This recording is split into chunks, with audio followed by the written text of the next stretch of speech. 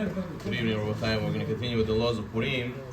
And a person has to make sure, the Rama writes in Tafresh Tzadi Hey, that a person has to wear Shabbat or Yom Tov clothing on Purim.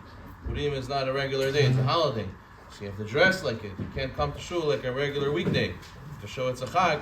Some people come with their costume. They have to know that their costume shouldn't be distracting at the tefillah. But of course, if you're not wearing a costume, you have to wear Yom Tov clothing. You have to wear holiday clothing, respect the day.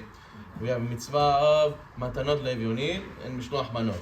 Matanot Levyonim, you have to give one gift to two different poor people. How much do you have to give? Technically, even pruta, even a small amount, it counts.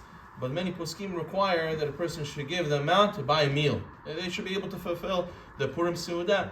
So you could give them $10, $20, what you would spend for yourself, a regular lunch, a regular meal, at least you should give them that. You have to give to two different poor people.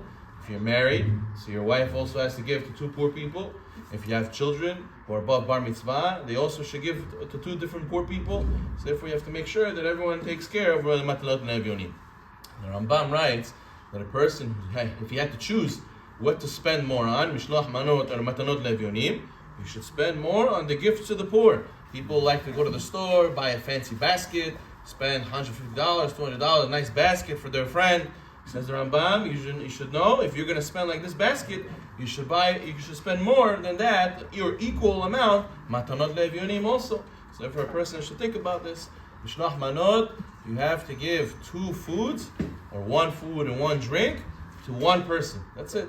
So you have to give a gift basket, your wife has to give a gift basket, your sons, your daughters, they all have to give gift baskets. Each person has to give two foods to one person. Not 1,000 Mishloach Manot. You don't have to give 1,000 Mishloach Manot and spend all day driving, doing drop-offs. It's enough. You give one with a basket with two foods to one person. If you're going to drop off Mishloach Manot at somebody's house and he's not there, you have to leave your name. If you do not leave your name, he doesn't know who it's from. You're not, you didn't fulfill the mitzvah. The idea is to make friendship and to make camaraderie, and he doesn't know who it's from. How did you grow the friendship if he doesn't know who it's from?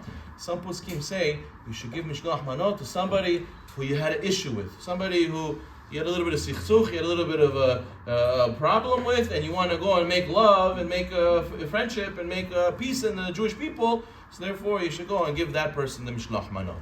And finally, the person has to know that he has to make sure that the kashrut is up to par. Person who gives Ashkenazi, who gives a Sfaradi, or a Sfaradi gives another Sfaradi something he cannot eat, so then he doesn't fulfill the mitzvah Mishloach Manot. So you have to make sure that it's up to par how it's supposed to be. There's a story, a month of Adar, there's a story of a guy who was looking for a parking. And he wasn't so religious, but he said to himself, listen Hashem, I really need to get to this appointment. Hashem, if you give me a parking spot, I'll start coming to shul every day. And then he kept looking. In New York, it takes a while to get a parking. He says, Hashem, I'll go and take upon myself only to eat Bid Yosef.